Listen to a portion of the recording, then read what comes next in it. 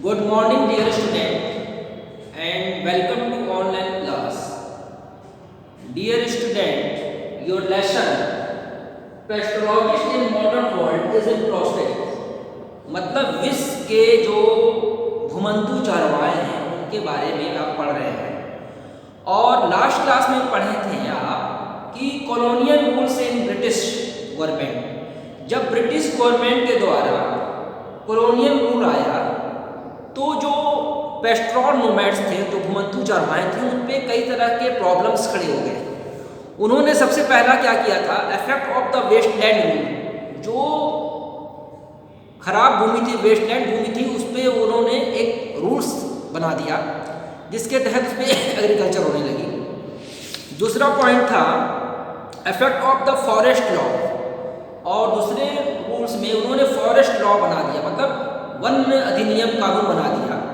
मतलब जो पेस्ट्रॉल नोमैड्स थे, अगर अपने वो जानवरों के साथ फॉरेस्ट में प्रवेश करते हैं तो उनको कई तरह के रूल्स रेगुलेशन को फॉलो करना पड़ेगा। उसमें से लकड़ी नहीं ले सकते हैं, अपने चरवाहों को चरा नहीं सकते हैं।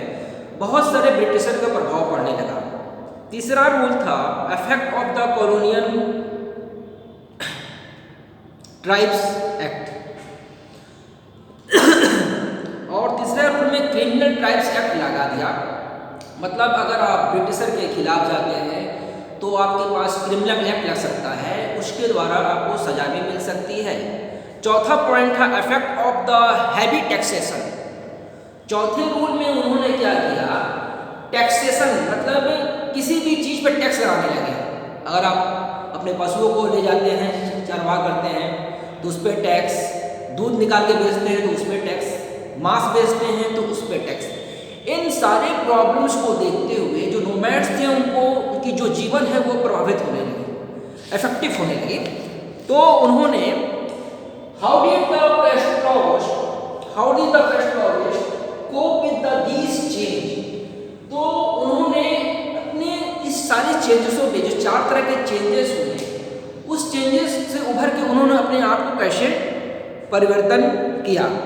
तो many of these pastoralists of the various ways, some of these is given below, and many of their pastoralists herds reduced the number of cattle in their herd since there was not enough pastors to feed number.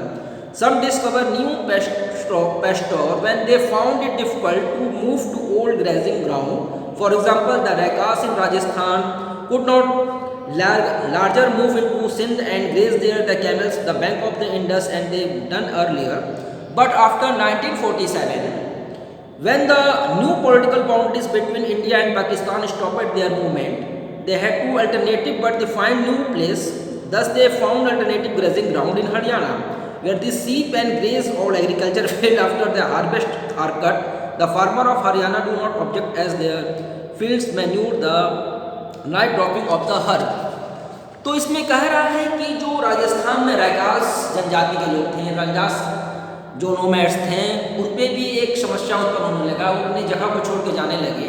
और इसी बीच 1947 में जब भारत और पाकिस्तान का divide हो जाता है तो ये जो पेस्टोरल नोमैड्स थे, ना वो पाकिस्तान में जा पाते हैं, ना सिंध में जा पाते हैं, ना इंडिया में जा पाते हैं। कुछ जो नोमैड्स थे हरियाणा के क्षेत्र में चले जाते हैं। तो इसी सब प्रॉब्लम से वो अपने कैटल्स को कम करने लगते हैं, अपने जानवरों को कम करने लगते हैं, अपने एग्रीकल्चर को कम करने लगते हैं। और धीरे धीरे कई तरह के समस्या आने लगते हैं। उनको दूध बेचने में, मांस बेचने में भी समस्या आने लगते हैं। और धीरे धीरे वो कैटल्स को, अपने एनिमल्स को कम करने लगते हैं। और कम करने के साथ साथ अपने जो उनकी जो व्यवसाय था, जो उनकी ऑक्यूपेशन थी, उससे वो हटने लगते हैं। और धीरे धीरे एक समय ऐसा आता है कि इनके पास न बिजनेस करने के लिए ज़मीन रहता है, न खेती करने के लिए ज़मीन रहती है, न अपने पशुओं को बेचने के लिए पशु रहते हैं, एनिमल्स रहते हैं, न ऊन बना पाते हैं, न भेड़ बना पाते हैं।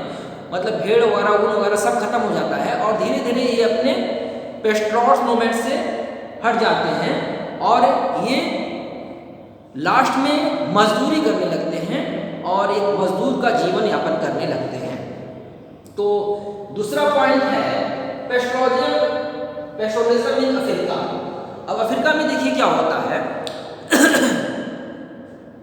Around 20% of the world, a pastoral population live in Africa. Even today, more than 22 million Africans earn the livelihood in the pastoral activity directly or indirectly. मतलब कह रहा है कि अफ्रीका एक ऐसा महाद्वीप है, एक ऐसा देश है जहाँ पे पेस्ट्रॉल नोमैड्स वर्ल्ड के 50% वहीं निवास करते हैं और उसी के द्वारा वो अपने लाइवहुड, अपने जीवन यापन करते हैं। जैसे बकरी पालन, भेड़ पालन, ऊन का प्रयोग करना, मांस बेचना, दूध बेचना, और डायरेक्टली इनडायरेक्टली अपने जीवन को वो चलाते हैं।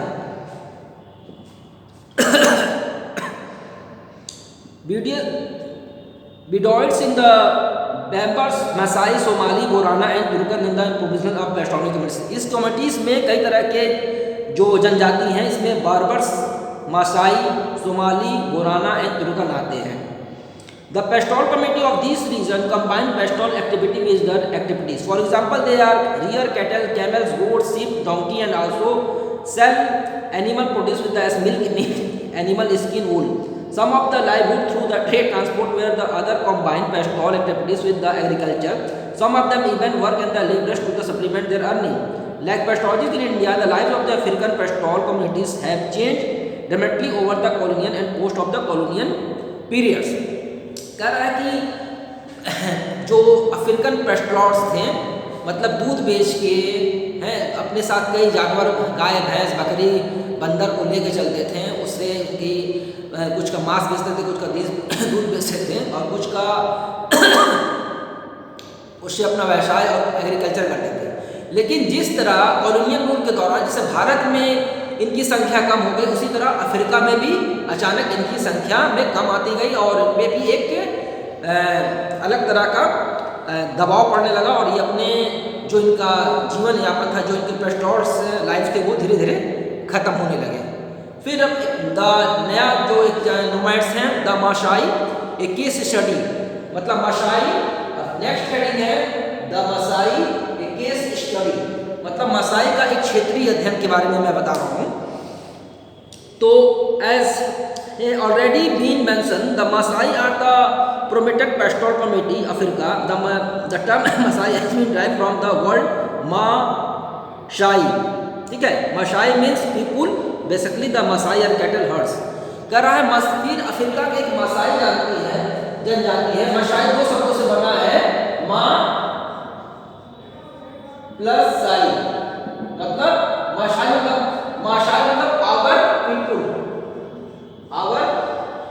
पीपुल, अपने लोग, मसाई मतलब होता है अपने लोग के द्वारा ये अपना मसाई जनजाति है, इसका मतलब होता है अपने लोग।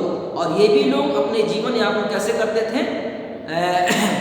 कैटल्स के द्वारा, ग्रेजिंग के द्वारा, एग्रीकल्चर के द्वारा, ग्रेजिंग के द्वारा, और ये भी अपना जीवन यापन करते थे। और देखिए इसमें my people basically the Maasai are the handlers the depend of milk and meat of substance, और ये मिल्क और मीट पर अपना जीवन यापन करते थे, दूध बेच के या मांस बेच के।